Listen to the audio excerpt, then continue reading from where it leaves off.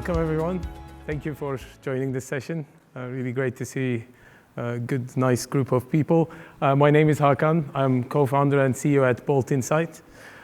Today, we'll take you through our presentation together with Tim Joyce from ZS, how you can ask better and get better results and insights using technology and human expertise as well.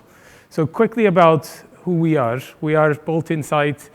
We are an AI-powered research technology company that has human expertise and AI technology at its core. We work with a lot of brands and consulting firms globally around the world. We've been the globally preferred partner for qual at scale at brands like Unilever, Danone, and Bosch Siemens. We have conducted more than 5 million interviews in the last 3 years using our AI automated qual at scale platform. So I think before I explain to you how it works and what we do, I think I have to explain the human side of it, which is very important for us. It's a company that has human plus AI at its core. We have a really strong leadership team that comes from brand and agency backgrounds. I worked at Unilever for 15 years in marketing, but my co-founder Esther as well in insights. So we have spent our careers on the brand side, knowing exactly what the problems are, how can we make the processes and the insights better. That's why we actually built a solution that we wish we had when we were doing our roles. So to start with, I know it's quite late, coming to the end of the day, 2 days.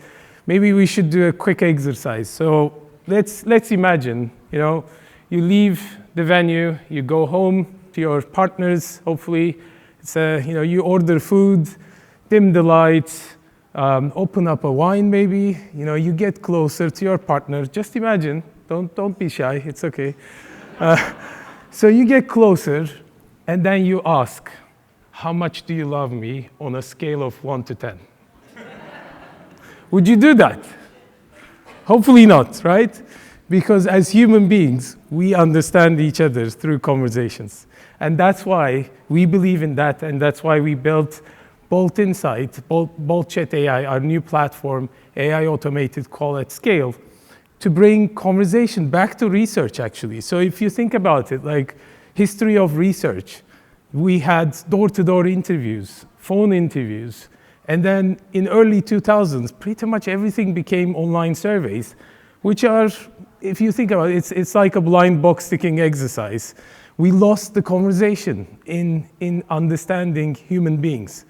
And I know it sounds a bit controversial, but AI helps with that, bringing back that human conversation into research at scale, because the platform we have is kind of best of both worlds. It has the scale of quant with the quality and depth of qual. So how it works is it's a platform which you can log in. It can be done self-serve, or our team can help you with as well.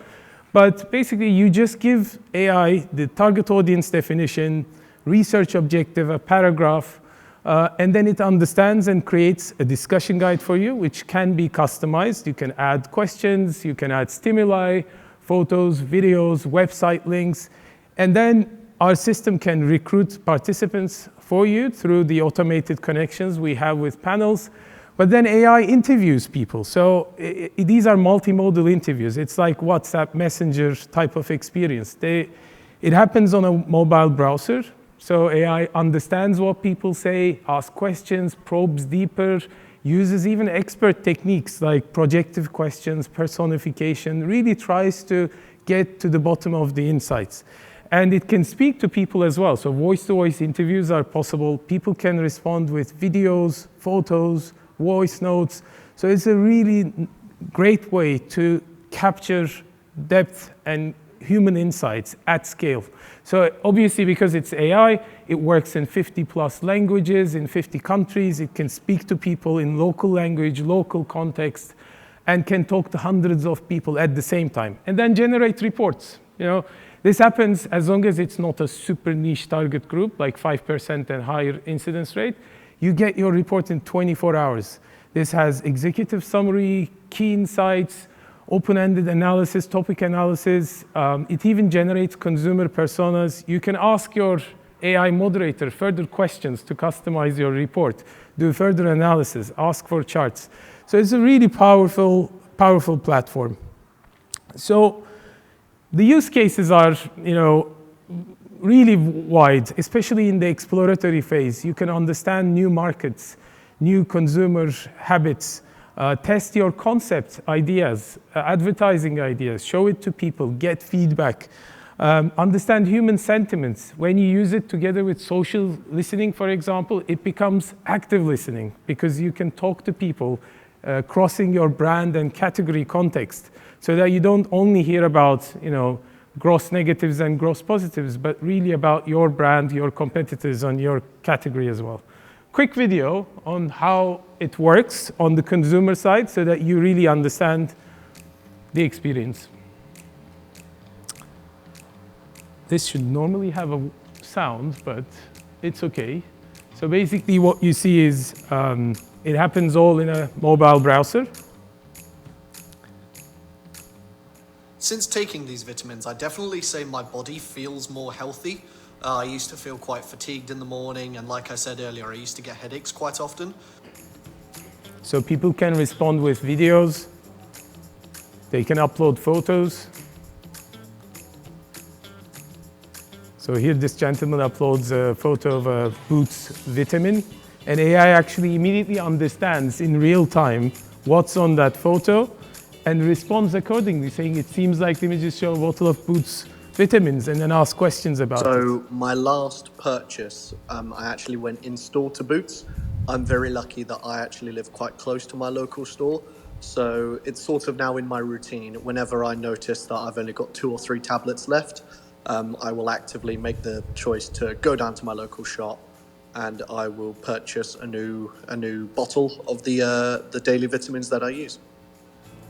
So everything instantly gets transcribed. As you can imagine, with different user groups, different topics, these methods can work differently. Like we work with quite sensitive topics with brands like, sexual health brands. Like people actually share a lot with AI than potentially they would with, humans. And in this way, like they can share texting. If they want to feel a bit more anonymous, they don't need to actually upload their video. If they want to share their emotions, they can do that with voice and video as well. So depending on topic, depending on the audience group, you can use different response types. So there are a lot of features, and I'm not going to bore you with all of these, but you can give probing instructions, do further meta-analysis. There's a really strong bot detection system, which I think is very important. In surveys, potentially, you can eliminate speeders, or flatliners, but not necessarily contextually you can understand if people are really reading the question and answering because it's a multiple choice question. Here, AI really understands in real time if people are giving, too short answers, irrelevant answers. It disqualifies people, so you only get the high quality interviews while the report is generated. And what makes us different is, I think, of course, the human plus AI. We have a really good team that is involved in different parts of the process. But also, before BoltChatAI was launched, it was actually BoltChat without the AI. So it was a human-to-human connection tool. So we could be able to do hundreds of human expertly moderated interviews, which we used to train the model on. So it really understands how to do unbiased, good professional moderation.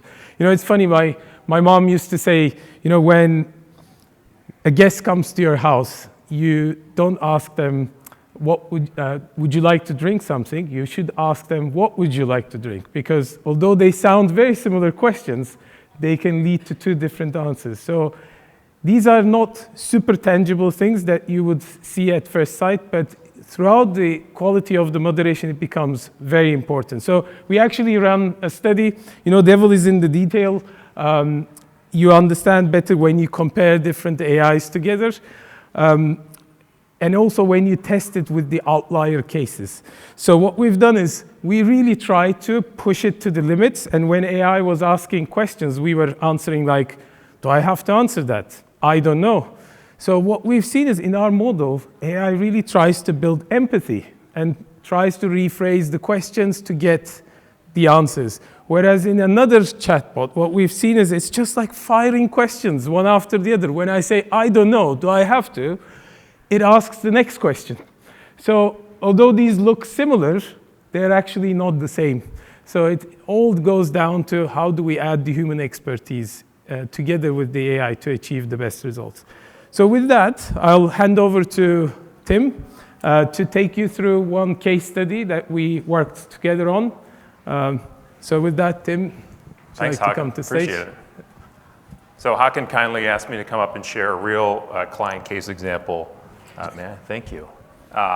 This is one of our favorite platforms that we use for qualitative. And at ZS, we do more than 800 projects that involve qualitative market research every year. So it's really critical for us to have speed and scale. So in a real client example, we're working with a macro brewer, a company that makes beers that you all be very familiar with.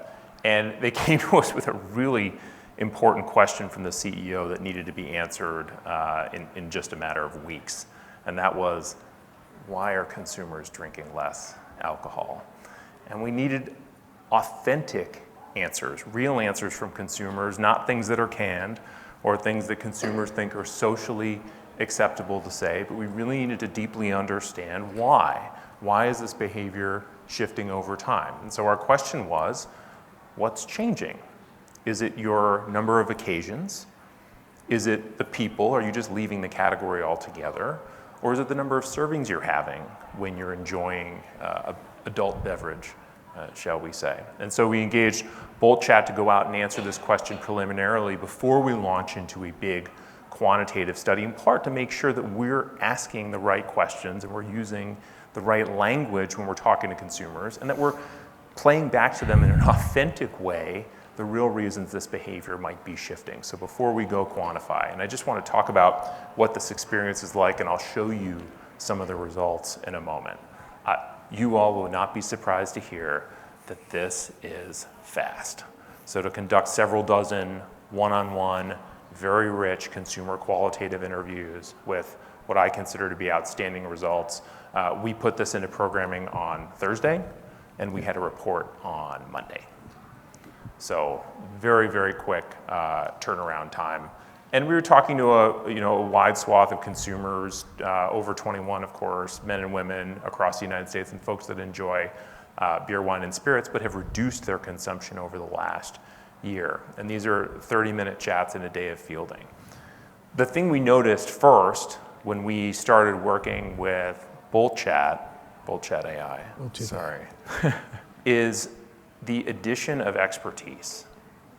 So even if our team members, and again, we do more than 800 of these a year, don't have the expertise either in the category or in moderation of qualitative interviews, there is an additive expertise to the AI that's embedded in BoltChat that enables us to ask much better questions and to design a better discussion guide up front than we might have otherwise. In fact, the gentleman who ran this project on my team was not an expert in the alcohol category and was not necessarily an expert in moderation. Nevertheless, he was able to collaborate with the platform and with his teammates around the world to construct a very robust, very interesting discussion guide with the AI. And so it asked questions like, imagine if alcohol was your friend, what would you tell it now?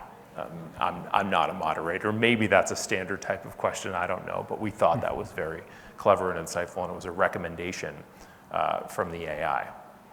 The other thing, and I mentioned this a moment ago, is that the ability to collaborate with teammates around the world was made incredibly easy by using the platform in this project. So we set it up in the US, we shared with collaborators in India and in Europe. We're able to pass to some qualitative facilitation subject matter experts who are in different markets and different time zones around the world, and they're all able to work on it within that 24-hour period where we're setting up the research.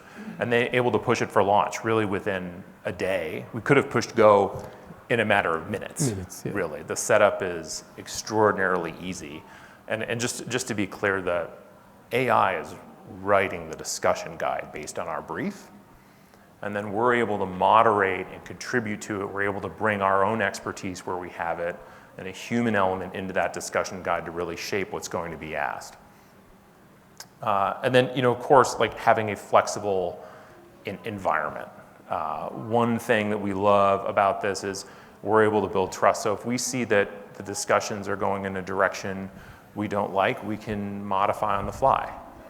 Or we could start with 5 interviews and then do 10 and then do 20 and continue to scale it that way. We don't have to say up front like we do in traditional qualitative, hey, we're going to do 30 interviews or 60 interviews.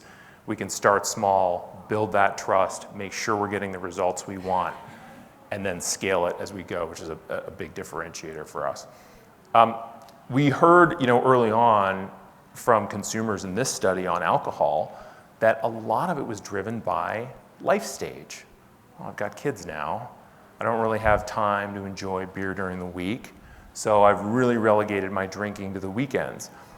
But that really wasn't the detail we wanted initially, so we're able to very quickly pivot into, okay, tell us more about those occasions and why they're different and why you don't think you can have a beer with dinner during the week.